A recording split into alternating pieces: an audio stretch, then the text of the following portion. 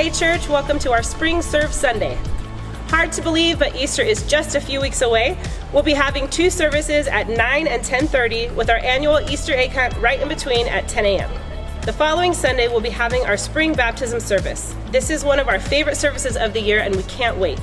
If you want to get baptized or would just like more information about baptism, feel free to send us an email at prodigalchurchfresno@gmail.com or reach out to any of our staff. They'd love to talk to you about it.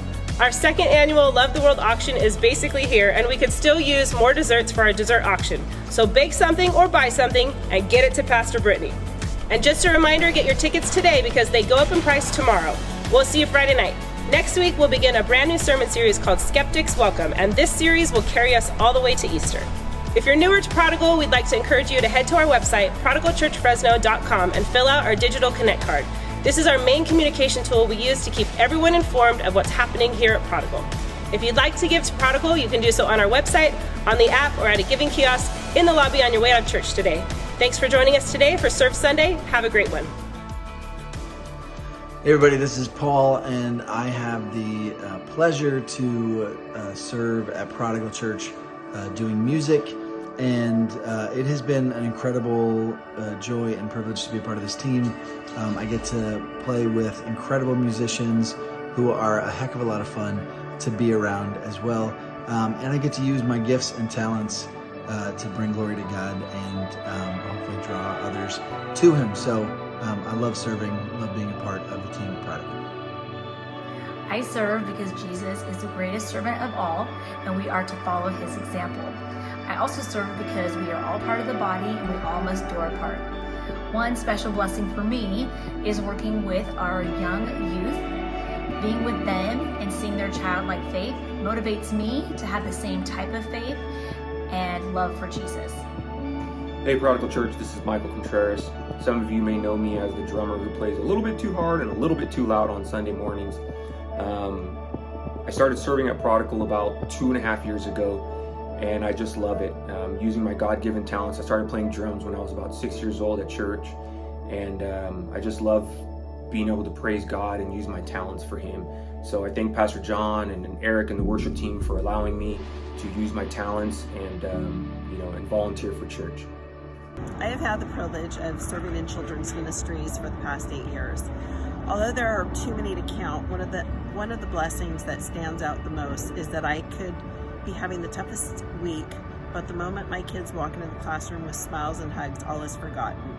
How blessed am I that I get to be there and experience their excitement and watch their eyes light up as they talk about Jesus and their love for Him. Teaching these young kids is truly a blessing in itself, and it fills my heart and reminds me this is why I'm here. What's up, Prodigal? I am Scotty, and I serve on the worship team. Why do I serve? I serve because I get an opportunity to play music with friends, and I also get a chance to help bring people into a place where they can worship God. And that is anywhere you serve, you are allowing people to have a moment where they can come into a space and spend time with God and focus on God. And that is where I serve.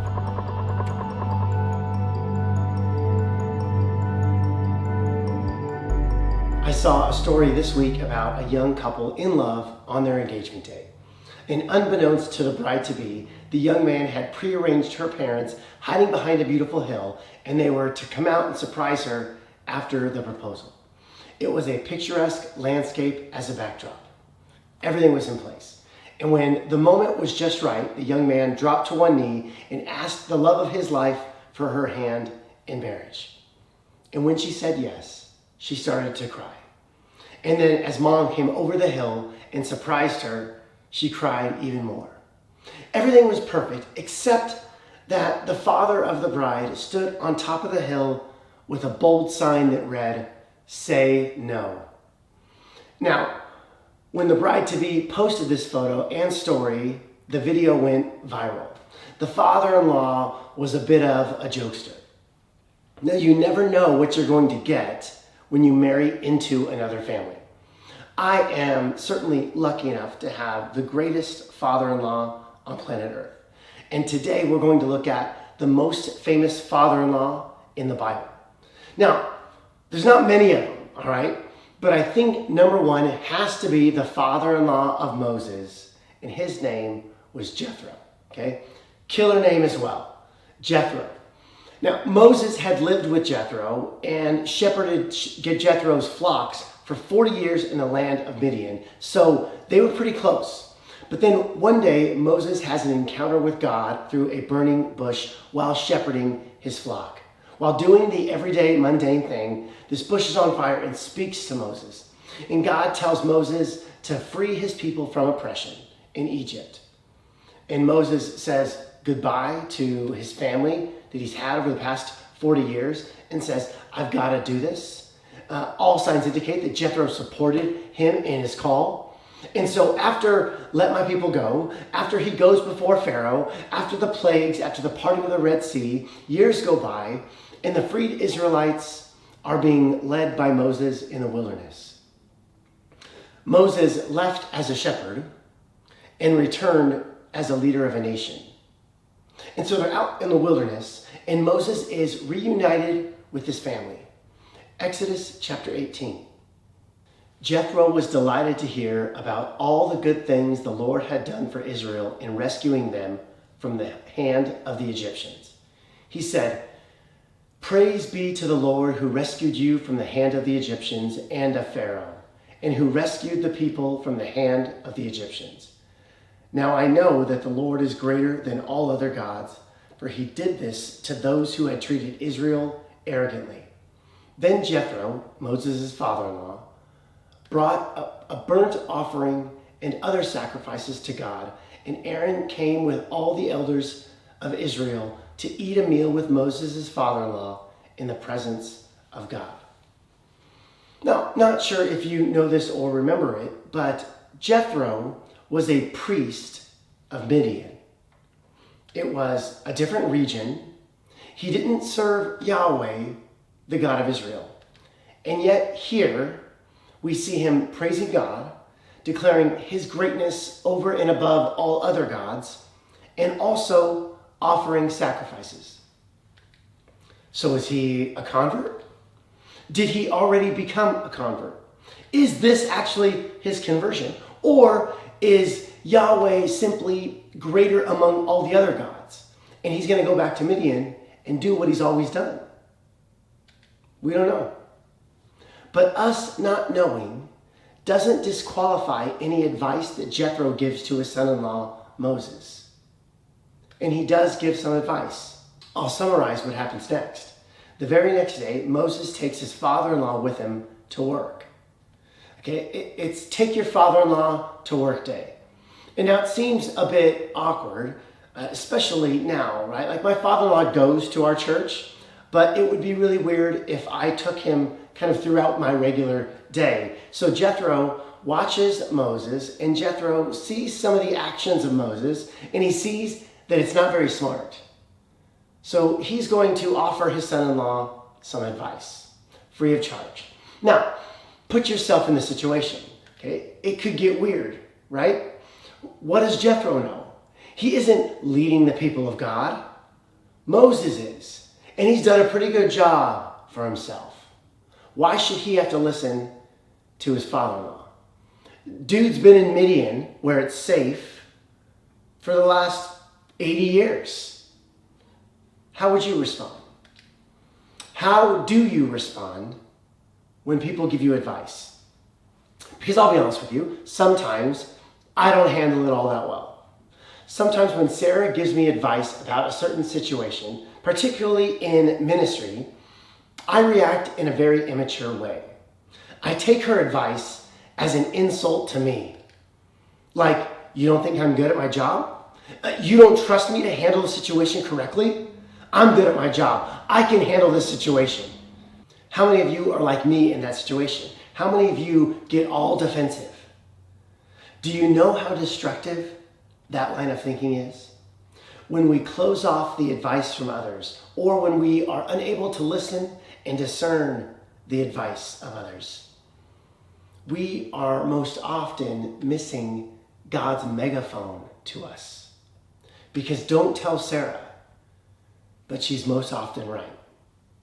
And so what is Jethro's issue with Moses? And how does Moses respond to the advice of his father-in-law? Verse 13. The next day, Moses took his seat to serve as judge for the people, and they stood around him from morning till evening. When his father-in-law saw all that Moses was doing for the people, he said, "What is this you are doing for the people? Why do you alone sit as judge, while all these people stand around you morning till evening? What you are doing is not good. You and these people who come to you will only wear yourselves out. The work is too heavy for you. You cannot handle it alone." Okay, stop right there. Some of you, that's what you need to hear today. The work is too heavy for you. You cannot handle it alone. So what does Jethro tell Moses to do about it? Verse 19, "Listen to me, and I will give you some advice, and may God be with you. You must be the people's representative before God and bring their disputes to him. Teach them his decrees and his instructions, and show them the way that they are to live and how they are to behave. But select capable men from all the people, men who fear God, trustworthy men who hate dishonest gain, and appoint them as officials over thousands, hundreds, fifties, and tens. Have them serve as judge for the people at all times, but have them bring every difficult case to you. The simple cases, they can decide themselves. That will make your load lighter because they will share it with you. If you do this, and God so commands, you will be able to stand the strain, and all these people will go home satisfied." What good advice his father-in-law gave him. "Moses, you're killing yourself hearing every case all day, every day, from every person. You need to delegate." These bad results flowed from Moses' style. One, he was overworked and simply couldn't cope with all he had to do. Two, the people were deprived of immediate attention and swift justice that they needed. And three, the elders and other competent individuals were not given their opportunity to use their gifts, their talents. And Moses himself couldn't see it. And so he needed his father-in-law to show it to him. And so what was Moses' response to his father-in-law's intrusive advice? Is it, "Zip it, Dad. I'm in charge here. I know what I'm doing"? Verse 24. Moses listened to his father-in-law and did everything he said.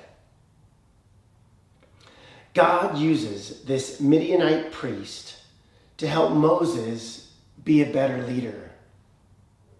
But why does Moses need to have advice given to him through such a channel?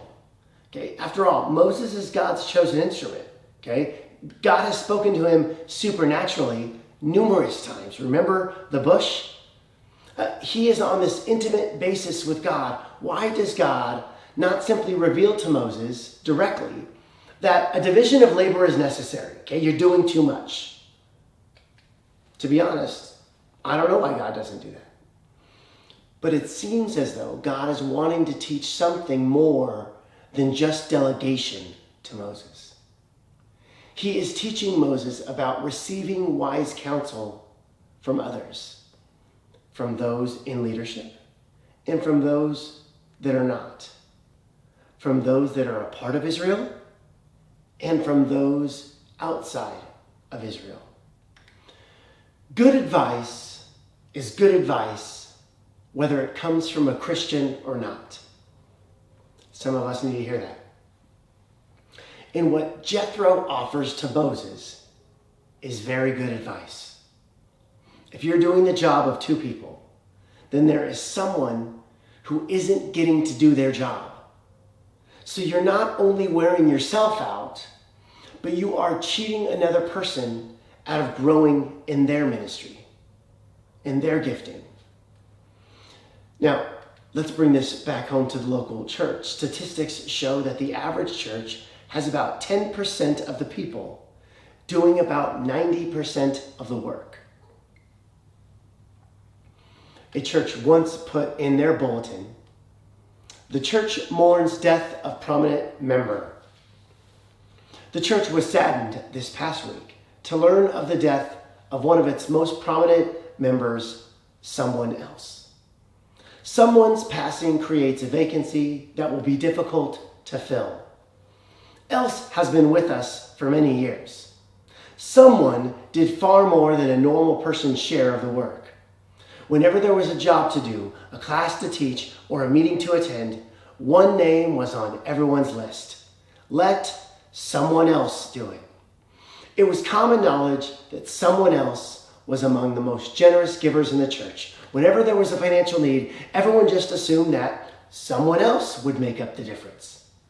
Someone else was a wonderful person, sometimes appearing to be superhuman, but a person can only do so much. Were the truth known, everyone expected too much out of someone else. Now, someone else is gone, and we wonder what we're going to do. Someone else left a wonderful example to follow, but who is going to do the things that someone else did? As our church continues to grow, our needs grow as well. And our vision here at Prodigal is big. And for us to continue to be who God has called us to be in our community and to our world, we need you. Would you consider volunteering once a month? Maybe that's set up or tear down or PC kids ministry or worship or tech or audiovisual, hospitality, coffee cart. But here at Prodigal, we want to take the advice of the Midianite priest, the father-in-law of Moses, Jethro, by doing more together. And now we've made it really easy to sign up, okay? You can go on the Prodigal app and just click volunteer. You can go to our website or walk outside on a Sunday morning and write your name down on a piece of paper. Moses was a great leader of people, and Moses needed Jethro. And Moses needed others as well. Let's continue our story. Verse 8. The Amalekites came and attacked the Israelites at Rephidim. Moses said to Joshua, "Choose some of our men and go out to fight the Amalekites. Tomorrow I will stand on top of the hill with the staff of God in my hands." Now the book of Deuteronomy gives us a little bit more information on how this attack came about. Deuteronomy 25. Remember what the Amalekites did to you along the way when you came out of Egypt, when you were weary and worn out. They met you on your journey, and they attacked all of those lagging behind. They had no fear of God. It says that Amalek attacked those who lagged behind.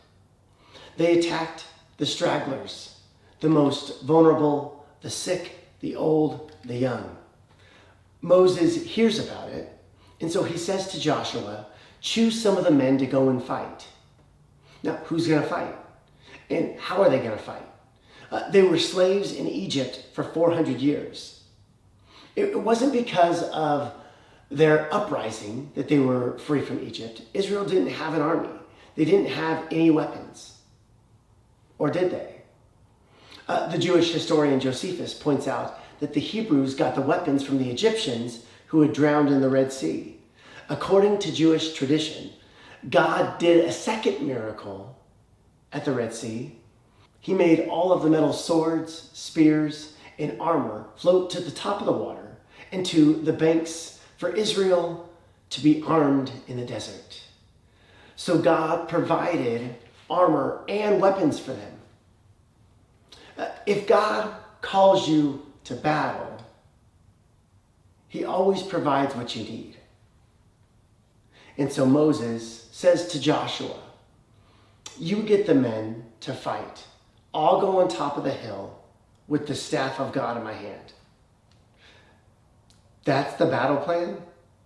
That's the military strategy. See, there is no militaristic training in Israel.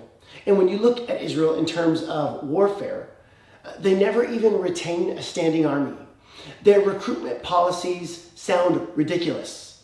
Here are some of the things on the who doesn't have to fight for Israel list. Did you get married recently? Stay home. Did you buy a vineyard recently? Stay home. Are you afraid to fight? Stay home. Okay? There's no draft in Israel. The emphasis over and over again seems to be that God is going to fight for Israel. And the armies are only a small piece of the puzzle. They're not even close to the most important piece. So joining the army of Israel, it was an act of faith, not merely an act of valor or patriotism or duty. And so Moses and Joshua just gather the willing. They have to learn that they can trust God with this. But part of that means that they have to learn that they can't trust themselves. Did you catch that? For the people of God to learn that they can rely on God with something. Part of that means that they must learn that they can't rely on themselves. Okay? One more time for the back row. For you to learn that you can trust God with something, a necessity of that, and it's the hardest lesson, is that you cannot trust yourself, your own power, your own ability, your own knowledge, your own giftedness. Either give it to God or don't, but don't straddle the fence. Don't offer it to God only to never let it go, never letting it out of your hands. Okay, back to the battle. Verse 10. So Joshua fought the Amalekites as Moses had ordered, and Moses, Aaron, and Hur went to the top of the hill. As long as Moses held up his hands, the Israelites were winning. But whenever he lowered his hands, the Amalekites were winning. When Moses' hands grew tired, they took a stone and put it under him, and he sat on it. Aaron and Hur held his hands up, one on one side, one on the other, so that his hands remained steady till sunset. So Joshua overcame the Amalekite army with the sword.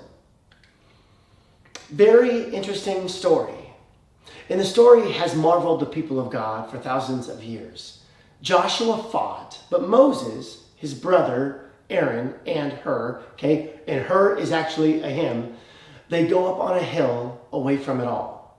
And as long as Moses' hands were raised, Israel was winning. But when he lowered them, the Amalekites were winning. And so Aaron and Hur get a stone so that Moses can sit down. And Aaron and Hur held up his hands, and they remained raised. The reason for Moses' gesture has long puzzled theologians and scholars.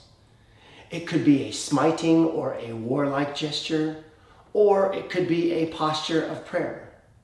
We're not told, but it seems to be that there's some kind of connection happening here between Moses' action on the hill and the battle that is happening in the valley.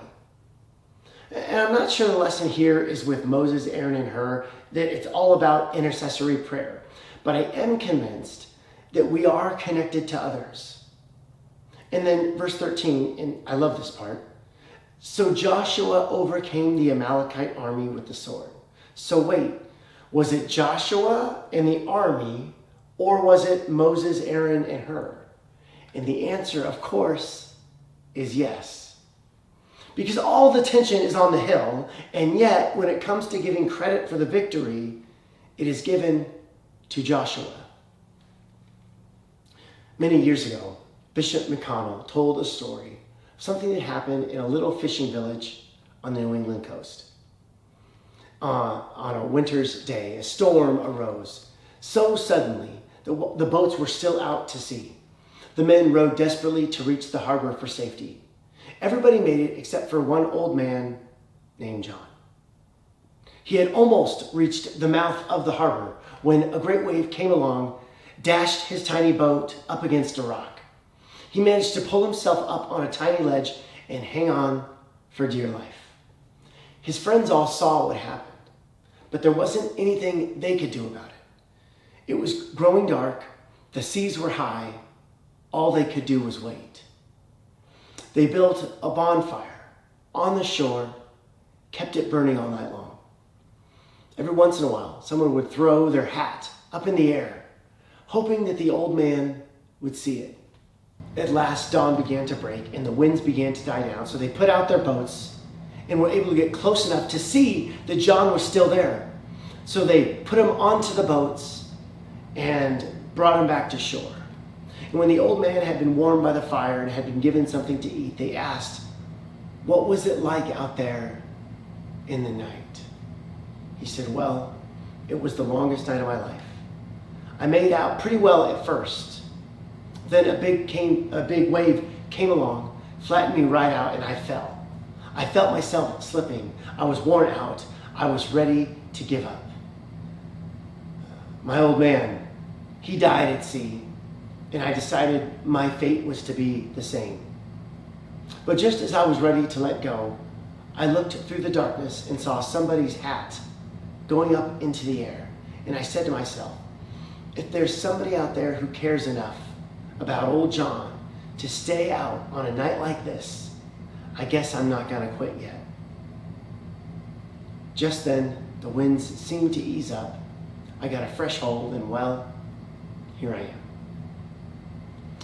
That's the picture in Exodus chapter 17.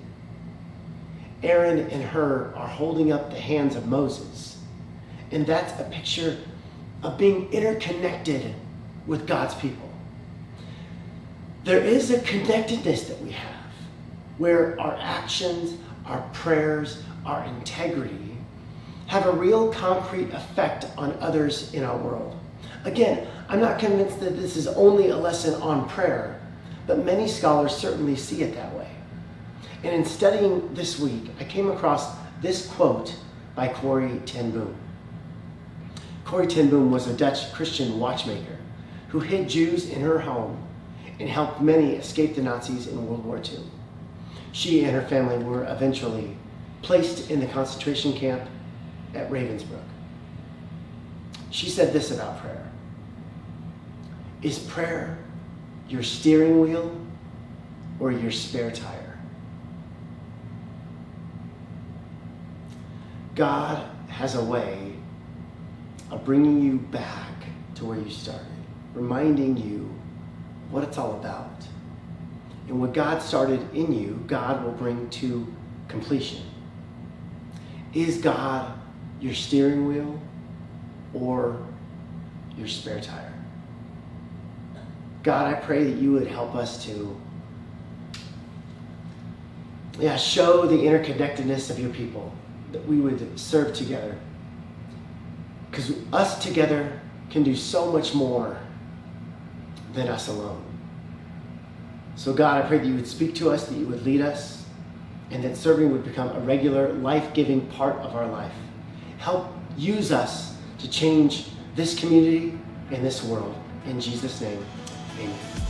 I want to thank you so much for joining us online at prodigalchurchfresno.com. If you'd like to begin serving, or at least have questions about serving, you can fill out the form on our Prodigal Church app or on our website. Thanks so much. We hope you have an amazing week. And go to the auction. It's this Friday. Buy your tickets if you haven't done it yet. Tickets prices go up tonight at 9 o'clock. Grace and peace in the Middle East.